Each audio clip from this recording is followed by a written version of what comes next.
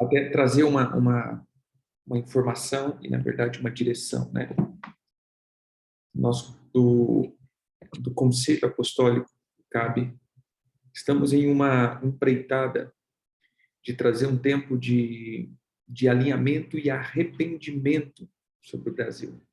Esse é um projeto, na verdade, pegamos junto aí com o apóstolo Paulo de Tarso, que começou um projeto chamado Ouvir o do Ipiranga.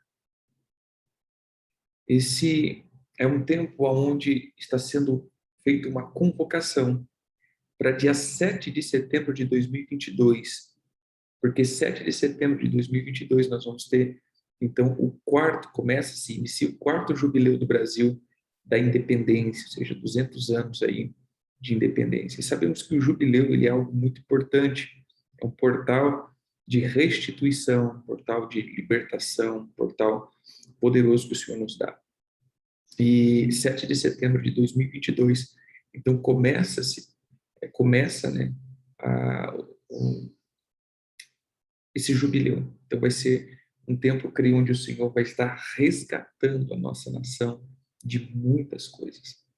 Porém, segundo o entendimento apostólico e uma palavra específica, né, de um tempo de arrependimento, dia 7 de setembro de 2021, culminou assim de uma maneira tão alinhada e profética, que de 7 de setembro de 2021 cai o primeiro dia do sétimo mês ou do primeiro mês, né, dependendo do calendário que você vai ver. Então, dia 7 de setembro vai cair exatamente o primeiro dia do mês, virando aí o começo do ano no calendário civil.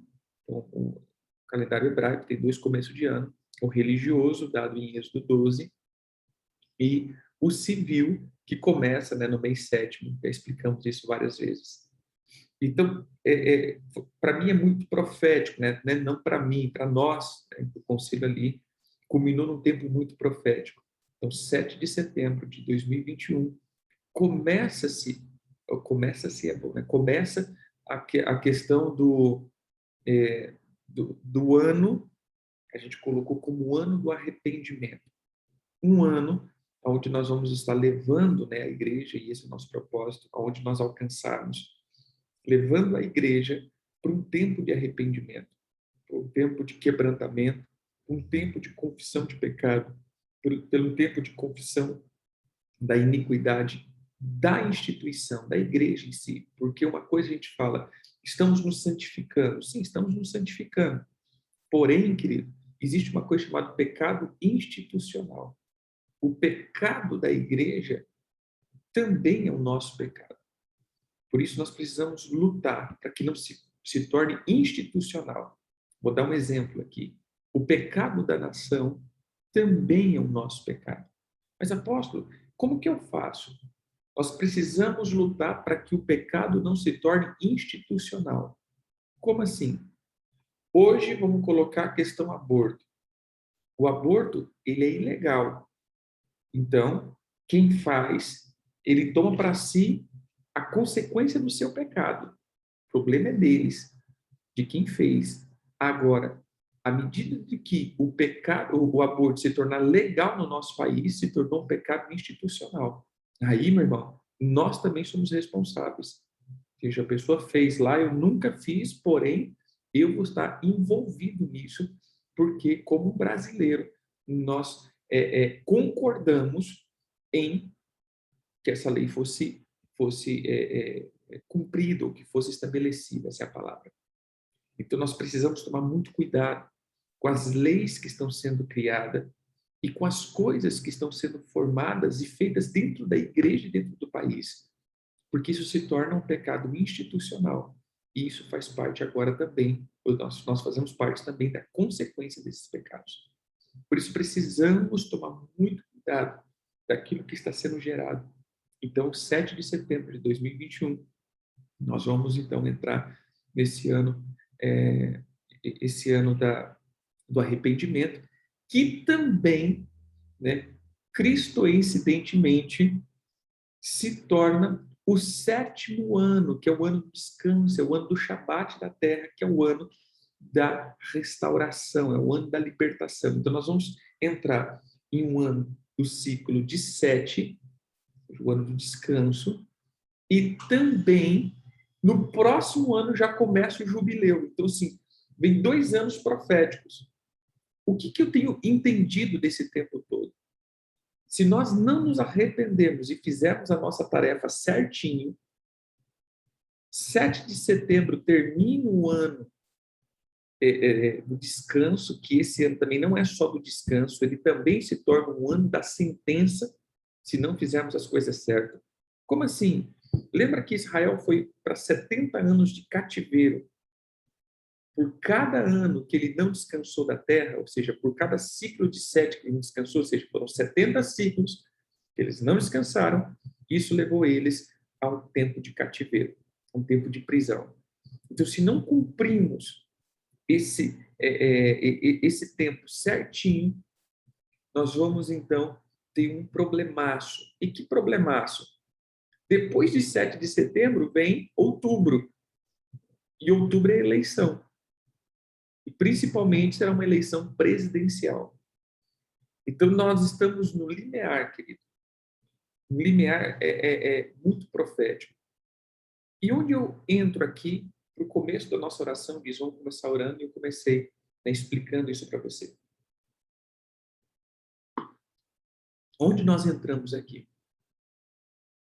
Irmãos, por mais que você tente estabelecer governos justos, você vai entender que todo governo nada mais que é o espírito do povo. Todo governante, ele é o espírito do povo. Existe várias pessoas justas que podem entrar no governo. Porém, por que poucos entram? Porque os governantes nada mais do que são o espírito do povo. Se o povo é corrupto, o Senhor estabelecerá sobre o povo governantes corruptos, para que esses governantes sejam vara de Deus para esse povo. Se o povo é justo, então se estabelecerá juízes justos, governos justos, como presente de Deus para esse povo. Então nós vamos ver que há uns 4 anos atrás o povo começou a realmente se levantar, né, como a gente até viu várias coisas já sendo manifestas, né? Eu lembro do tempo antes da eleição passada, né? Estava falando, o gigante levantou, acordou, né? Falando da questão do Brasil, né? Que o povo brasileiro acordou e começou a ir para a rua, começou a pedir justiça, começou a colocar alguns pontos, e o Senhor trocou o governo. Porém, queridos, nós precisamos nos arrepender de muitos pecados dessa nação, como brasileiro, e não só pecados dos governantes, os nossos pecados. Por que eu digo isso? Porque às vezes a gente olha para uma lava-jato de pessoas que roubaram bilhões, mas esquecemos de pedir perdão para quando nós vendemos o nosso voto por uma lata de tinta, por 1000 tijolos, por um emprego. Ou seja, nós somos mais corruptos do que eles. Porque se tem gente corrupta lá em cima, é porque tem gente que comprou algo lá em cima, é porque teve gente que se vendeu aqui embaixo. Então nós vamos ter que entrar num tempo de muito, muito arrependimento, para que o Senhor continue nos dando governantes justos. Porque senão, querido, em 2022 nós teremos uma tragédia. Essa é a palavra. Nós teremos uma tragédia governamental e o Brasil ele pode entrar em uma onda terrível. Então eu vejo que tudo isso está na mão do brasileiro. Mas agora eu coloco isso na mão da igreja. Nós vamos precisar orar para que o Senhor nos livre dos nossos pecados, para que o Senhor não estabeleça governos ímpios que roubarão a nação novamente, que destruirão a nação, que maltratará a nação, que explorará a nação. E nós, como brasileiros, faremos parte disso. Então não adianta depois a gente chorar. A palavra que tem vindo do meu coração, desde quando foi proposto esse ano de arrependimento, foi isso. Que essa é a janela de tempo que o Senhor está nos dando, de um ano, de nos arrepender dos nossos pecados e clamar pelo Brasil. Clamar, como a gente brinca, clamar com força mesmo, para que o Senhor perdoe os nossos pecados e principalmente os pecados da igreja. Irmão, como a igreja está sendo ímpia, como a igreja está sendo uma meretriz em muitos casos. A igreja fala de instituição. Estamos vendo pecados dentro da igreja que às vezes a gente não vê nem no mundo. Tem sido coisas terríveis. Então a gente precisa entrar em tempo de muito arrependimento. Então, convido vocês para esse tempo.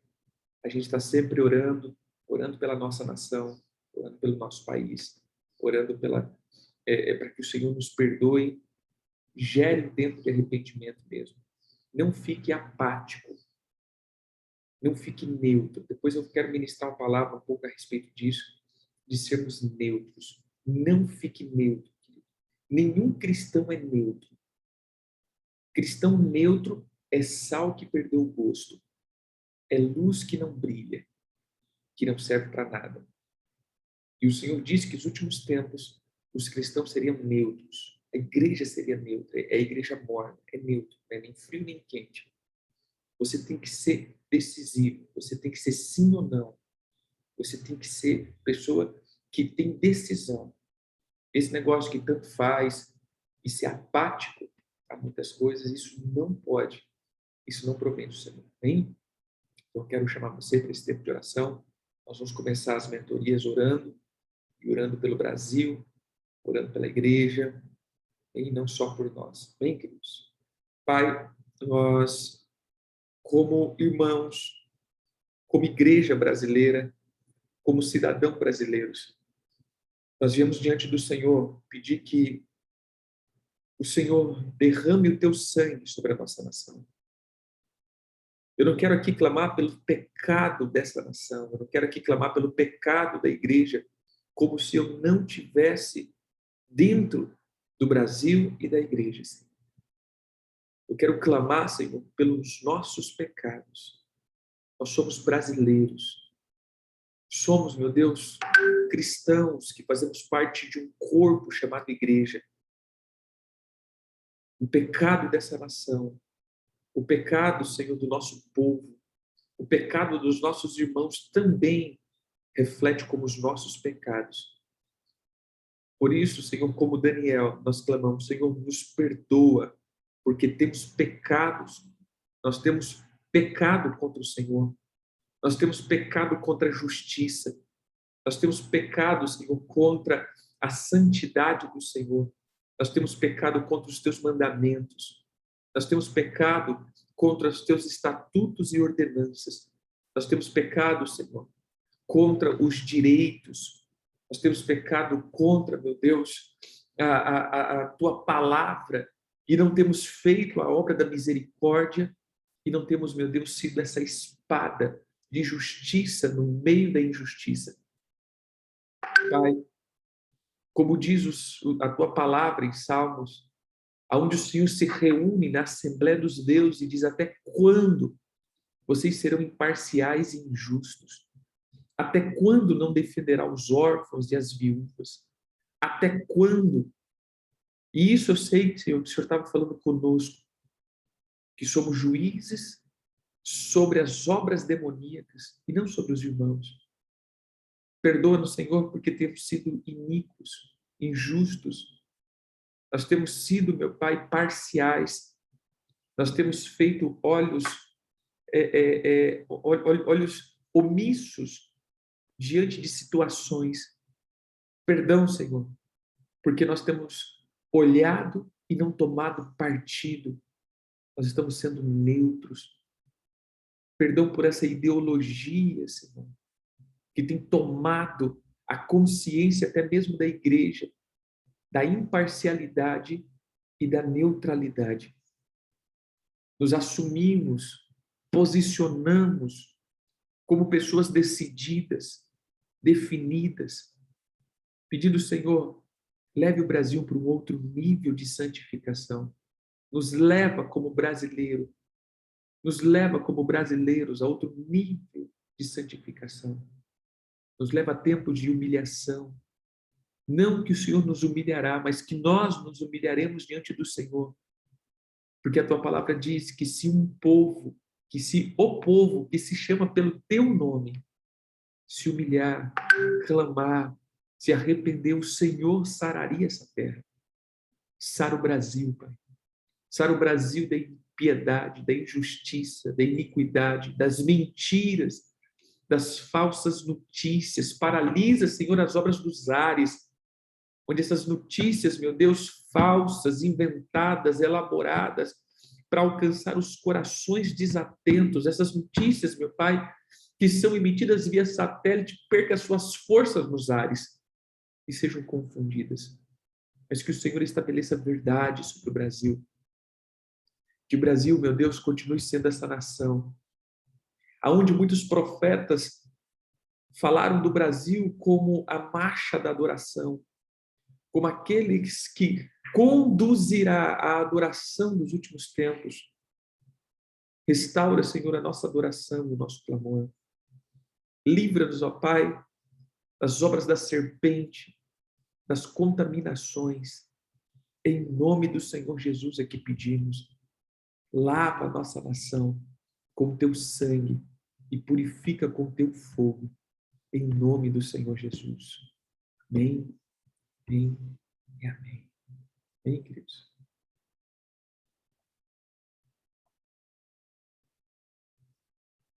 Vamos lá. Nós falamos na aula passada que começaríamos hoje, então, a falar a respeito do mês de Elu, ou do 6º mês do calendário religioso, e do 12º mês do calendário civil. Então, a gente está aqui para hoje falar um pouquinho. Nós vamos começar, eu creio que uma semana aí a gente consegue falar a respeito do mês de Elu. Então, como já mencionamos, aqueles que têm nos acompanhado nessas palavras proféticas, nós entendemos que cada mês ele corresponde também a uma tribo. O Senhor nos dá uma estratégia, o Senhor nos dá chaves, o Senhor nos dá como que eu posso dizer aqui, uma saída para cada mês com as suas influências, cada mês com as suas iniquidades e frequências. E quando olhamos para essa ordem que o Senhor dá, nós vamos ver então que o 6º mês ele começa com a tribo de Gade. Então hoje eu quero falar sobre a tribo de Gade. Quem é a Gade?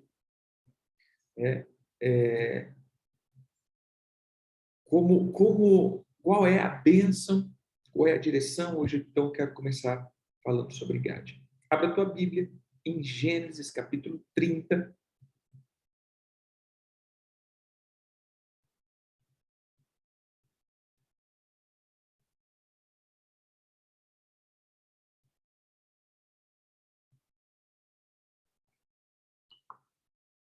Gênesis 30.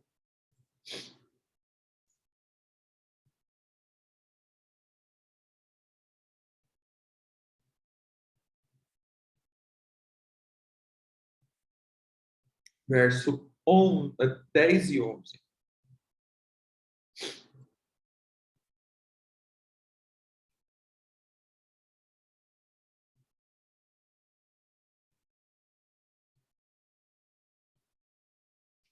Zilpa, serva de Lia, deu a Jacó um filho. Disse Lia, afortunada, e lhe chamou Gade. Veja, querido, que a palavra Gade,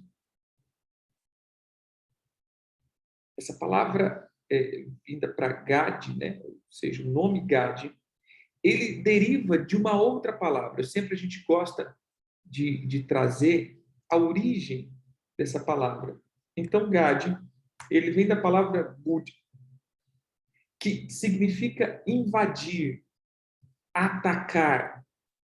Então, essa palavra, ela então dá origem, o que nós chamamos da palavra Gad, e Gad, ela pode então vir como duas vertentes. Então, essa raiz, ela vem com duas vertentes. Então, uma das vertentes é Gad como tropa, como uma organização, uma tropa, mas também pode vir também da palavra, pode dar a palavra Gad, que é fortuna, riquezas, bens. Por isso, quando Gad nasce, a mãe grita, afortunada. Afortunada, ou seja, eu tenho boas fortunas. Nasceu um filho. O Senhor me deu mais uma herança. O Senhor me deu mais um filho através da minha serva. Agora, a minha serva está gerando para mim também, ou seja, é o gerar do gerar. Então, afortunado eu sou. Eu comecei a gerar não só mais pelo meu ventre, mas agora tem um outro ventre que está gerando para mim também. Afortunado eu sou. E se chamou Gad. Então, a palavra Gad aqui, nós podemos traduzir como fortuna, boa fortuna ou tropa. E essas duas palavras vêm, então, como atacar ou invadir. Todas as nossas, toda a nossa riqueza, toda a nossas heranças vêm pelas conquistas, que é uma forma de invadir e atacar. Todas as vezes que nós falamos de guerra e de batalha espiritual, nós precisamos colocar na cabeça que a guerra ou a batalha espiritual ela só serve para uma coisa: invadir a posição do inimigo e tomar os despojos. Ninguém faz guerra por hobby, queridos. E eu quero que você entenda isso, vocês que nos acompanham, que ama a batalha espiritual, que ama a guerra espiritual. Eu vou dizer uma coisa, meu irmão, em nome de Senhor Jesus Cristo, não pense na batalha espiritual como um hobby, como uma profissão, né? Ah, não, eu gosto de ir para a guerra. Mas para que você vai para a guerra, irmão abençoado? Você vai para a guerra para poder tomar despojos. Então, não tem como você conquistar algo se não for por guerra. Então, a guerra é um modo de conquista. Por isso, nós vamos para o terreno do inimigo tomar despojos. Como eu sei que a minha guerra foi eficiente? Preste atenção nisso. Porque eu vejo um monte de gente fazendo guerra. Gente do céu. Você abre esse tal do irmão Facebook, você vê um monte de gente fazendo guerra. E estou fazendo guerra. E o Senhor está mandando fazer guerra. A última agora é fazer guerra contra os cavaleiros do Apocalipse. Aí olha a minha cara de animado, né? Não, agora, meu irmão, a gente vai fazer guerra contra os cavaleiros do Apocalipse. Aí você não sabe se você ri, se você chora. O que você faz, né? O que nós precisamos entender aqui, meu irmão, é que como eu sei que as minhas guerras têm sido eficientes? Depois que eu fiz elas, eu voltei mais próspero do que antes. Porque guerra é aquele que vence a guerra tem direito aos despojos. Entenderam aqui? Aqueles que venceu o inimigo têm direito tem direito de despojá-los. Esse é um lema que eu sempre carrego comigo. A cada batalha, a cada, como que eu posso dizer, a cada lugar que eu vou, a minha oração depois que eu saio é: Senhor, limpa as minhas armaduras, me esconda, Eu saio da dimensão das guerras que eu entrei, porém, eu nunca esqueço de dizer, Senhor, tudo que foi conquistado e que o Senhor me deu, eu tomo os despojos puro e santificado. E eu sairei mais rico, mais próspero do que eu entrei. Por quê? Porque se eu venci essa guerra, meu irmão, eu tenho o direito de despojar o inimigo. Eu vou despojar as patentes do inimigo, eu vou despojar as armas do inimigo e eu vou despojar as riquezas do inimigo. O Senhor diz isso, ninguém consegue entrar numa casa para tirar algo dessa casa sem primeiro amarrar o valente. Então, quando você amarra o valente, quando você atavia esse valente, quando você prende esse valente, aí sim você tem direito de entrar na casa e saquear a casa. Então, entenda, queridos, guerra não se faz por hobby. Guerra se faz para conquista. Então, você vai, conquista, faz a guerra, mas você tem que voltar. E depois você vai ter que ver o fruto disso. Qual é o fruto disso? Se a igreja que está fazendo vai ter conversão de almas na cidade, né? Ai, vai ter conversão de alma na minha igreja. Não, você vai ver que a cidade vai estar mudando. A estrutura da cidade vai estar mudando. A estrutura das coisas vai estar mudando. Então, a gente vai ver que essa é a consequência de algumas guerras. Você vai ver que a cidade vai ter mais emprego, a cidade vai ter mais algumas coisas. Então, a gente vai precisar entender isso. Agora, só ficar fazendo guerra por hobby, querido, isso daí não cola. Isso daí, na verdade, é suicídio gospel. Então, não entra nessa onda. Porque eu estou vendo as pessoas aprendendo negócio de guerra e sai fazendo guerra em cidade, guerra não sei o quê. Cuidado, tem que ter um propósito. E o propósito é despojar o inimigo. Bem? Então, quando nós falamos de Gade, nós falamos de tropa, um ajuntamento de guerreiros que estão agora alinhados para poder, como diz, sincronicamente, não sei se é assim que se fala, entrar dentro de um terreno e saquear. Mas preste atenção no que eu vou dizer. Lembra que eu sempre falo dos 12 meses e colocando a figura do tabernáculo, nós vamos ver que esses 12 meses é repartido em dois. Eu expliquei isso para vocês, acho que foi em outra aula. Deixa eu tentar explicar aqui para vocês.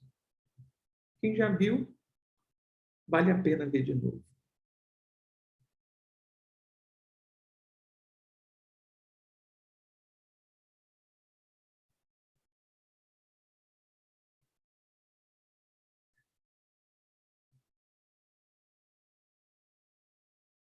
Isso aí. Imagine aqui, a gente sempre faz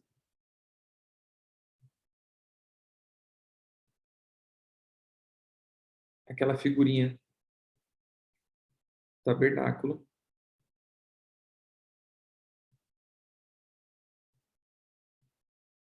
Eu sempre falo que um dos outros dons que o Senhor me deu é desenho. Hein? Se eu não fosse,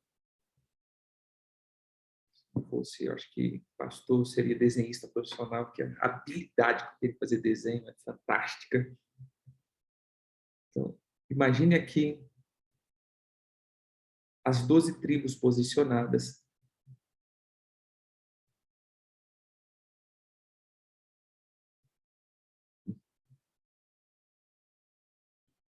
Imagine aqui o posicionamento delas.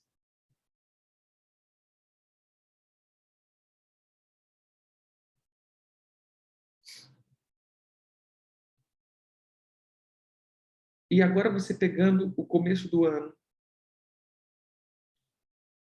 você vai ver que ele é dividido exatamente assim. Você viu essa linha reta? Linha reta. Que a gente vai ter o começo do ano aqui físico, quer dizer, religioso, Então, ano religioso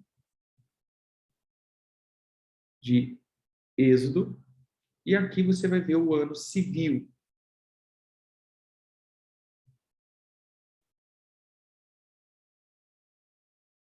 O ano civil é o que nós vamos começar a partir do mês que vem. Peraí. Aqui é a assinatura. Meu, meu negócio aqui engasgou aqui, isso é o civil. Beleza. Vamos lá.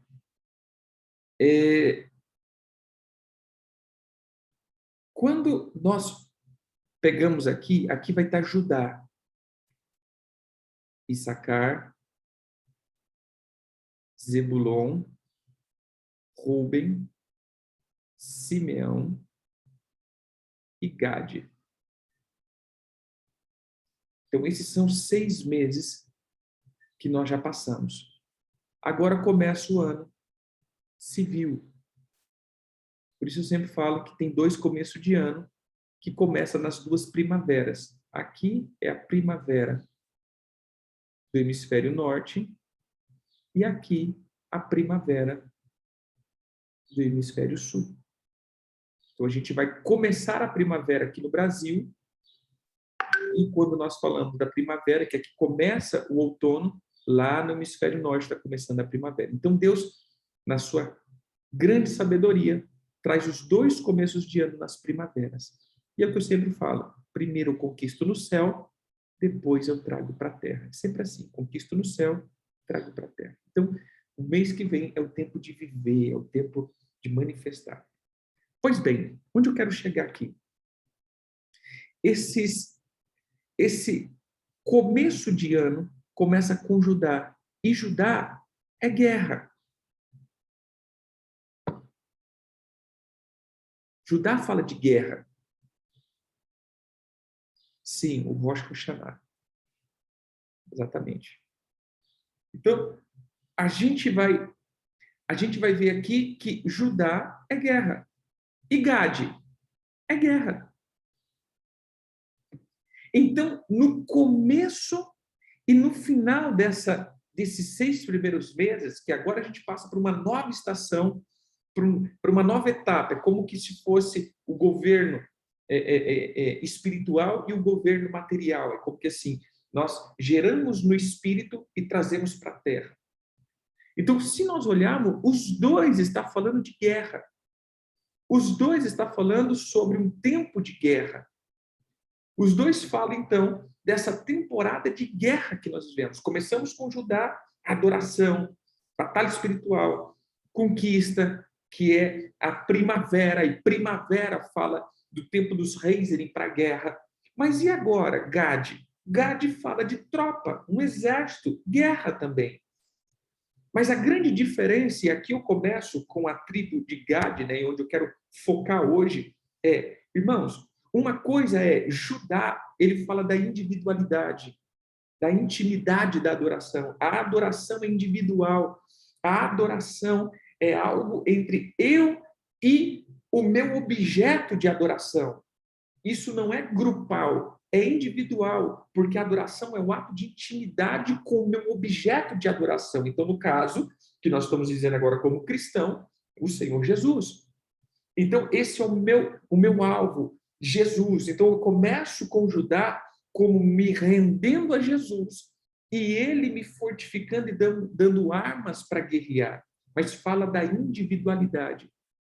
Porém, Gade fala do corpo, da guerra não no corpo, perdão. É a guerra que nós entramos e fazemos com o corpo, ou em corpo, em unidade.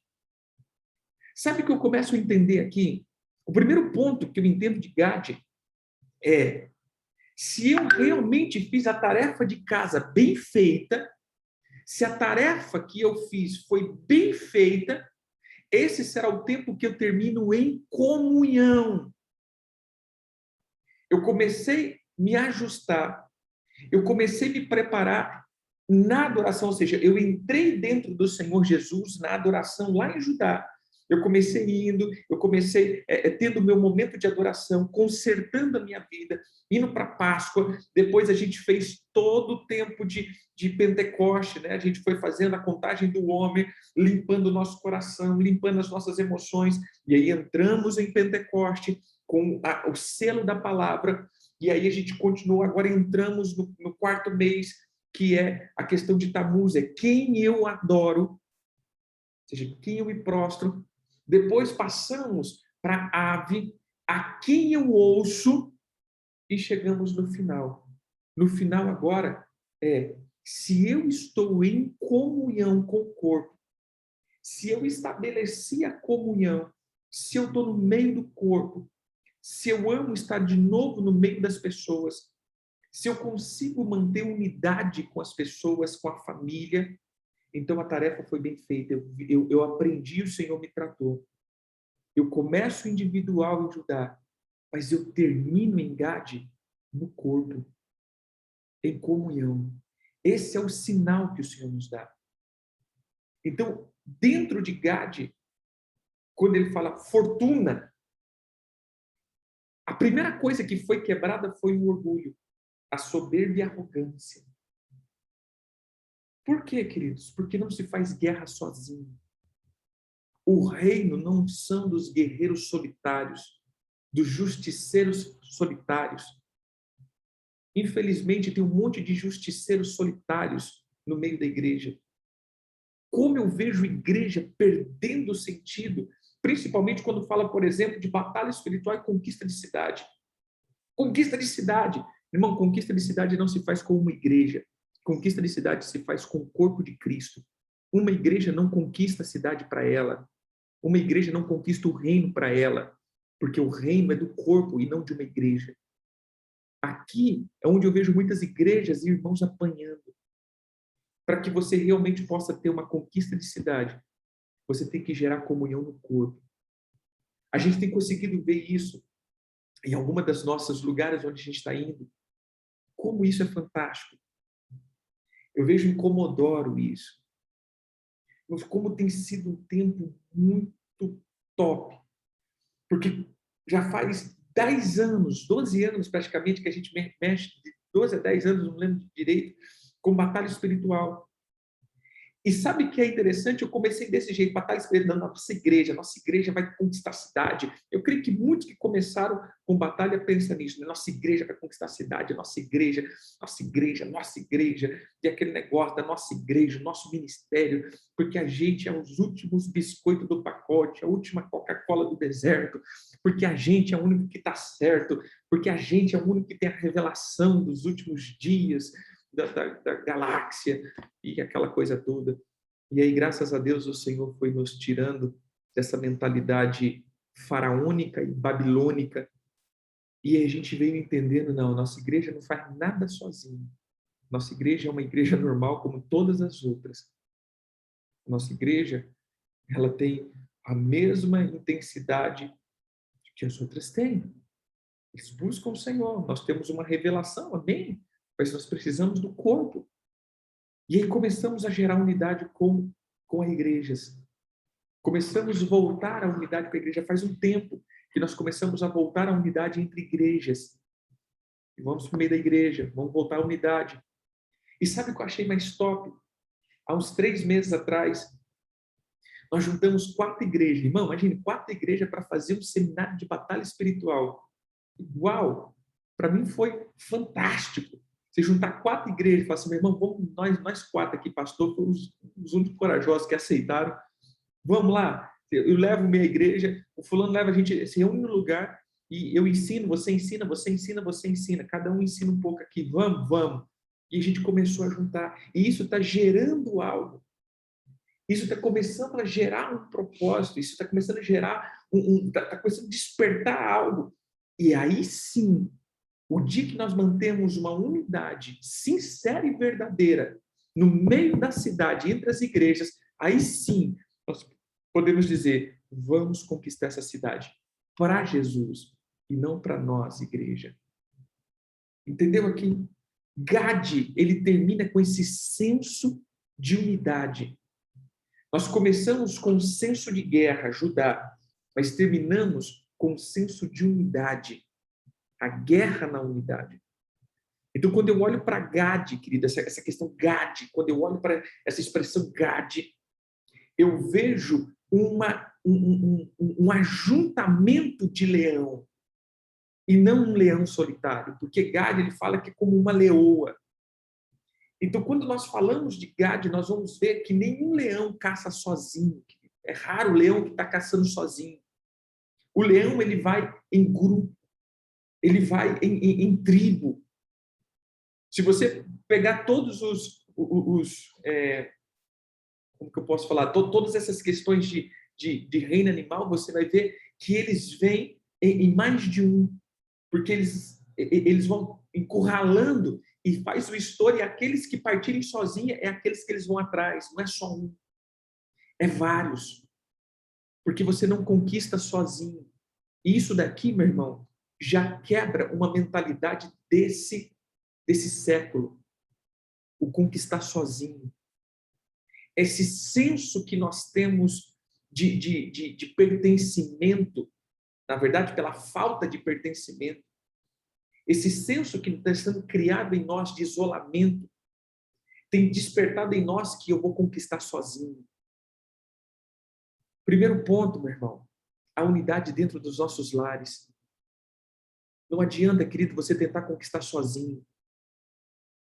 Você sempre vai conquistar em equipe. Não adianta você querer avançar deixando a tua casa para trás.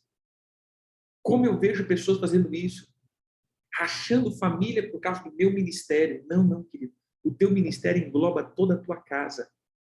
A tua casa está englobada no ministério.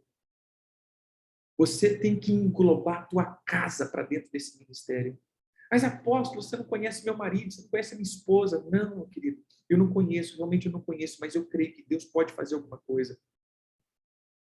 Eu creio que com sabedoria a gente consegue avançar. Com sabedoria a gente consegue estabelecer. O Senhor está chamando casas. Eu lembro de 2010, quando eu fui para um congresso, um pastor falava exatamente isso. O Senhor não está chamando aventureiros. O Senhor está chamando casas. O Senhor está chamando famílias. O Senhor não está chamando aventureiros. E o que nós vemos de aventureiros hoje, destruindo lares, destruindo casas, destruindo igrejas, destruindo por causa do ministério pessoal. O teu ministério pessoal só tem valor se ele estiver no meio do corpo. Por isso, Gade fala de unidade, tropa, alinhamento. Alinhamento. Tropa é o sincronismo. É fácil, querido, você fazer a guerra individual. Trabalhar individual é fácil. Agora, trabalhar em equipe é a coisa mais difícil que existe. E é esse o motivo que o Senhor diz: onde tiver 2 ou 3 reunidos em meu nome, eu estou no meio de vocês. Por que Jesus diz isso?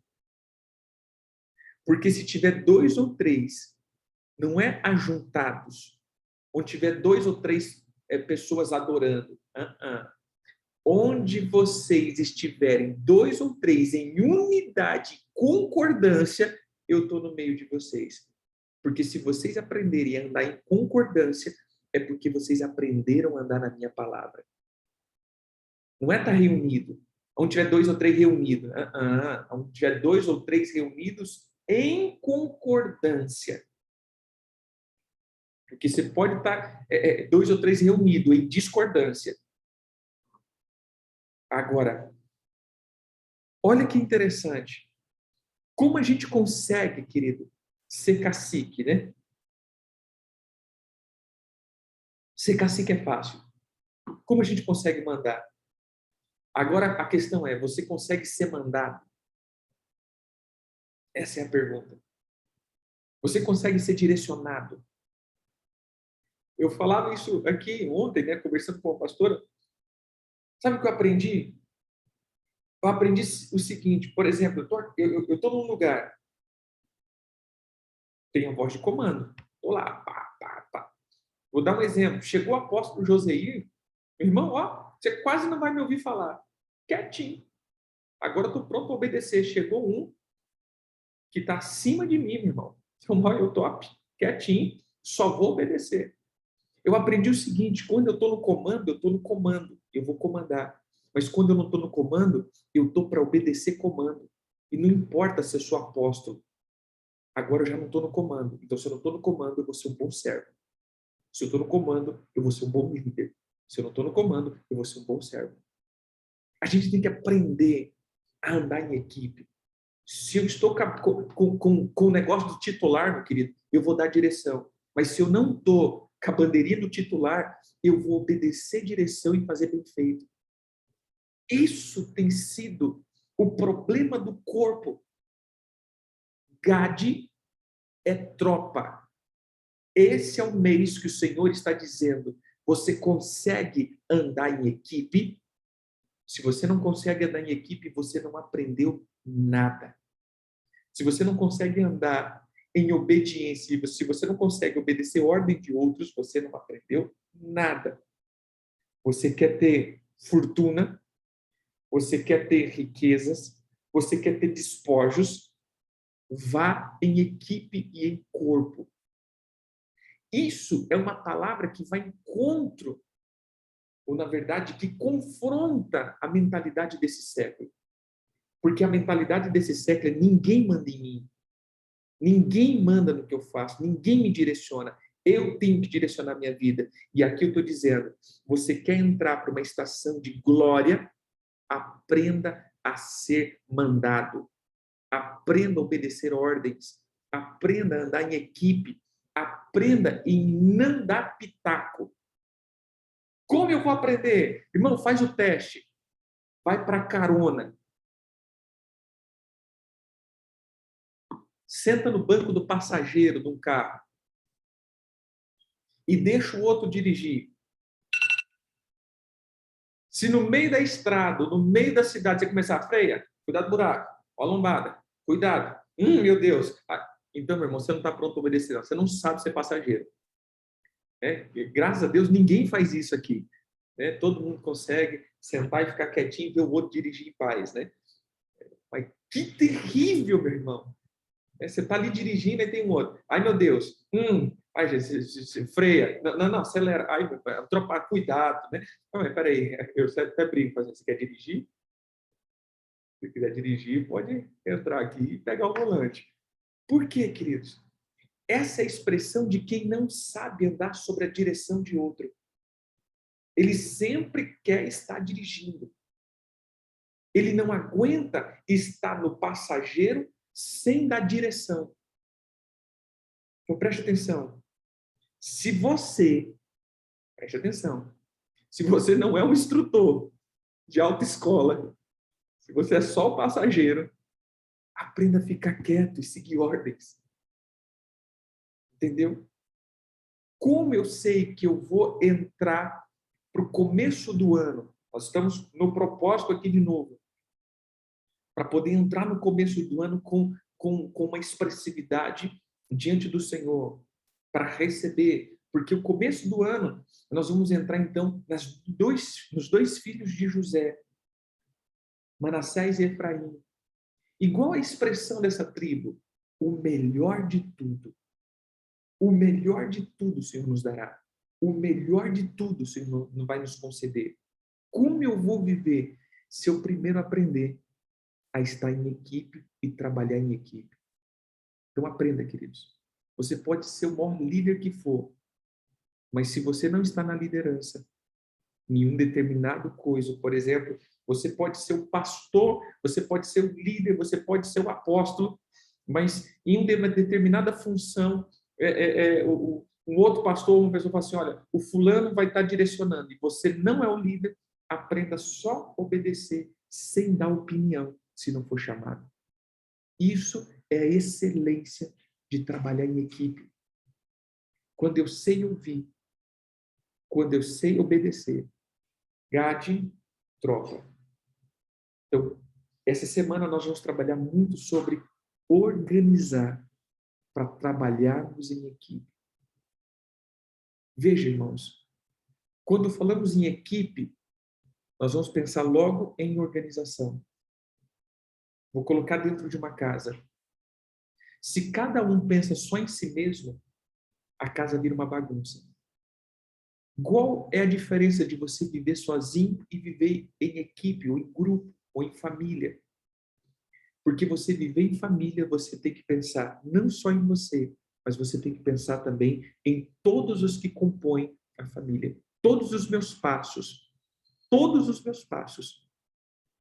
vai ter que ser não só pensando naquilo que é bom para mim, mas pensando naquilo que vai ajudar toda a equipe. E essa é a maior dificuldade que temos. Por isso Jesus deixou esse desafio para nós. Viver em comunhão. E ele diz, é na comunhão que eu me manifesto. A hora que vocês estiverem unidos, vocês podem pedir tudo. Você viu a chave aqui? Jesus, é lindo Jesus dizer, né? A hora que vocês aprenderem a andar junto, vocês podem me pedir tudo que vocês quiserem, que eu conceda. Se vocês tiverem concordância, Jesus diz isso, se vocês concordarem acerca de qualquer coisa, sabe por que Jesus diz isso? Porque ele sabe que o negócio é difícil. E ele sabe que quem sabe andar em comunhão não tem um coração egoísta. Por isso pode pedir o que for, porque ele nunca vai pedir nada egoísta. Porque ele aprendeu a ser uma pessoa não egoísta. Eu sei que vocês já devem ter visto na casa do vizinho, não na sua. Mas quando a gente vê pessoas egoístas, filhos ou qualquer coisa assim, né, que só pensa neles. O que ele faz é pensando nele. Vai ver, joga a roupa para lá, e vai deixando. Aí a casa vira aquela bagunça. E esquece que estamos vivendo em equipe. Senta na mesa, come tudo. Quem já viu isso, né? Senta na mesa, come tudo e só tem ele para comer. Coisa de igreja. Irmão, quem é pastor de igreja? Quem vive em igreja sabe disso. Vamos fazer almoço na igreja. Tem vezes que a gente precisa estar servindo os irmãos, porque se deixar para os irmãos, o primeiro come uma montanha desse tamanho e o último pega a rapa. Ninguém tem consciência que tem um monte de gente para comer. Não, eu vou pegando, meu irmão.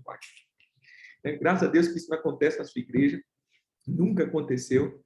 É só em algumas igrejas. E aqui, meu irmão, que a gente vai fazendo, aí a gente tem que ter alguém para servir. Por quê? Porque não temos consciência de equipe.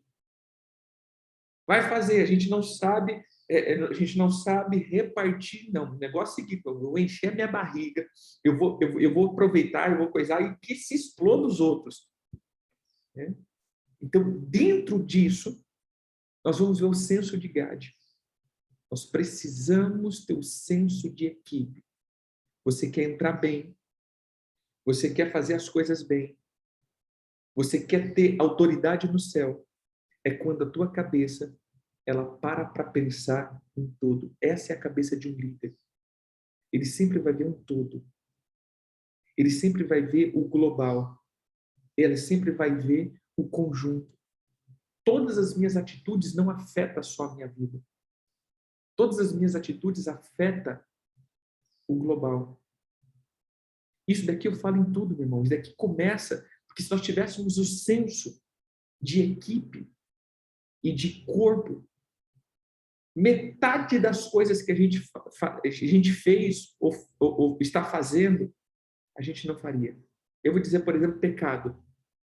Se nós tivéssemos sensos de corpo, nós não pecávamos como nós pecamos. Como assim, apóstolo? Sim, querido. Porque você sabe que o teu pecado afeta a tua descendência inteira. Tem coisas que os teus netos vão sofrer só por causa do teu prazer. Já para pensar nisso?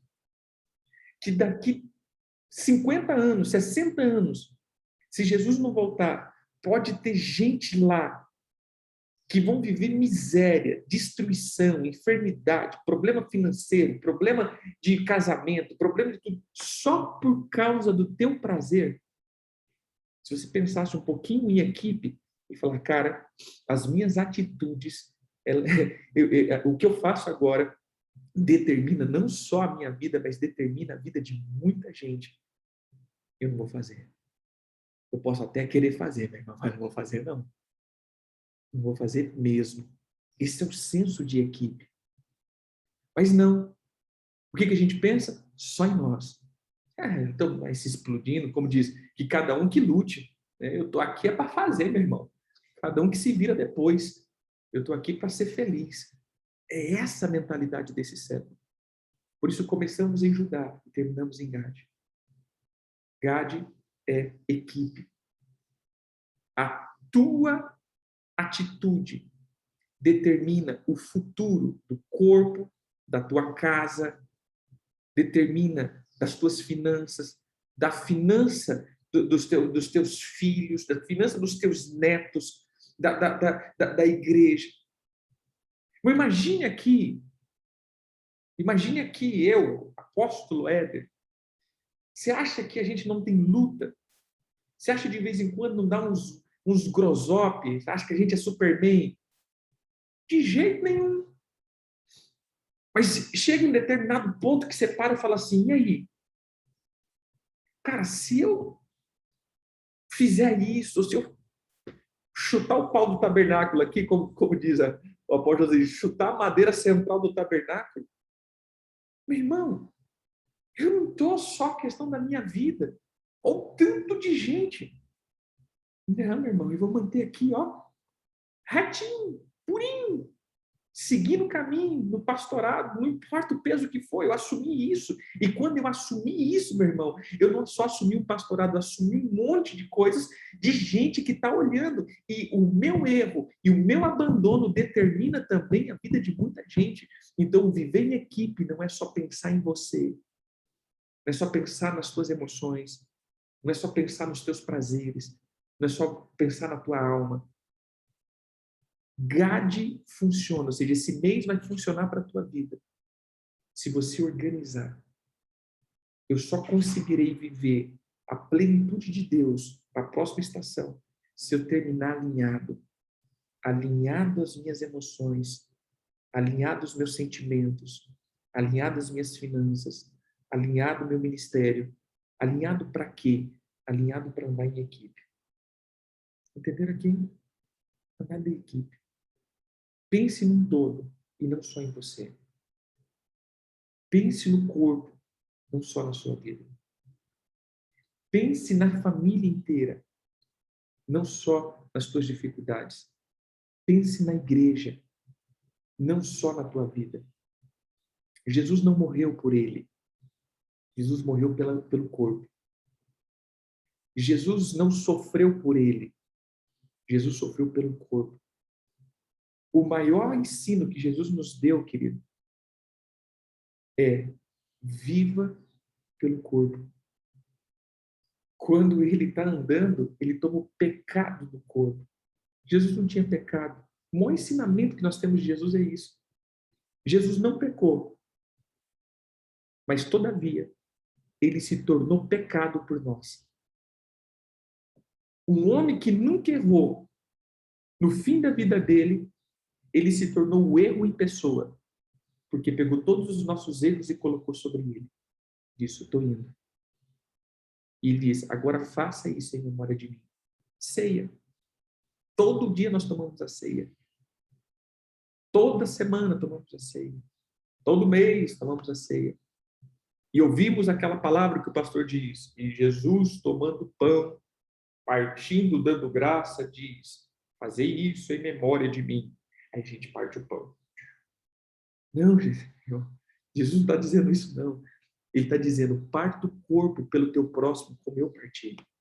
Não é parta o pão, não, irmão. Pelo amor de Deus.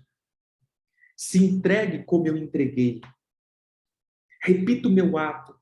Estou morrendo não pelos meus pecados, estou morrendo pelos teus pecados. Eu estou pensando em você e não em mim. Isso é Gade. Eu consigo viver em comunhão, eu consigo viver em equipe, eu consigo viver no corpo. Amém? A onda que nós estamos vendo é de pessoas que não conseguem viver em comunhão, porque os divórcios estão aumentando, porque não conseguimos viver em comunhão, porque os desvios estão aumentando, porque nós não conseguimos viver no corpo, porque A onda de empreendimento, né? Como diz, a onda de empreendimento, de pessoas abrindo comércio, porque eu não sei ser funcionário, eu só sei ser patrão. Então, irmão, se você não sabe ser aluno, você nunca vai saber ser professor. Se você não sabe ser filho, você nunca vai conseguir ser um pai. Se você não sabe ser um discípulo, você nunca vai saber ser um mestre. Tudo começa eu aprendendo a obedecer, para depois aprender a mandar. Então, começamos Gade dizendo: precisamos alinhar o nosso senso de comunhão. A minha atitude determina a atitude do corpo inteiro. É uma consequência, amém? Do corpo inteiro. Então, aprenda isso.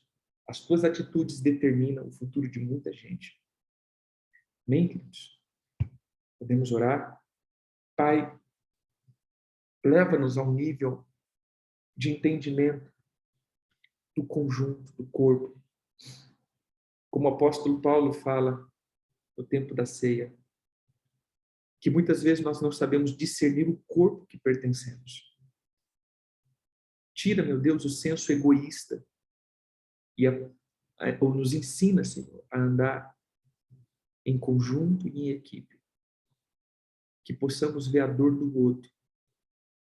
Que possamos, meu Deus, chorar com os que choram e se alegrar com os que se alegram.